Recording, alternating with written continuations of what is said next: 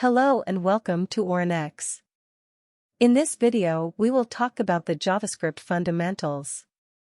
If you enjoyed the video, like, comment and subscribe to Orin-X. Don't forget to turn on the notification bell down below for more creative videos.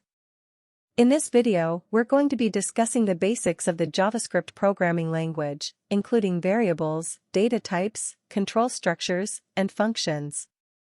These concepts form the foundation for any JavaScript developer, and are essential for creating dynamic and interactive web pages. First, let's talk about variables. Variables in JavaScript are used to store data and can be declared using the var, let, or const keywords. The var keyword is used for function-scoped variables, while let and const are used for block-scoped variables.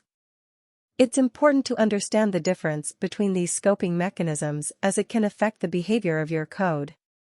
Next, let's talk about data types. JavaScript has several data types, including strings, numbers, booleans, and objects. Strings are used for text, numbers for numbers, booleans for true/false values, and objects for complex data structures. Understanding these data types is important for working with data in JavaScript. Now, let's talk about control structures. Control structures are used to control the flow of the program. JavaScript has several control structures, including if/else statements, for loops, and while loops. These structures allow you to create conditions and perform actions based on those conditions. Finally, let's talk about functions. Functions are reusable blocks of code that can be called multiple times.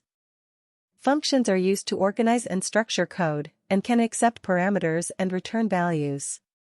Understanding how to create and use functions is crucial for creating maintainable and organized code.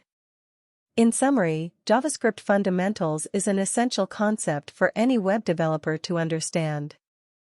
By understanding the basics of the JavaScript programming language, including variables, data types, control structures, and functions, you can create dynamic and interactive web pages. Thanks for watching. If you have any questions, feel free to leave them in the comments below. Like and subscribe to Orin-X. See you guys in the next video.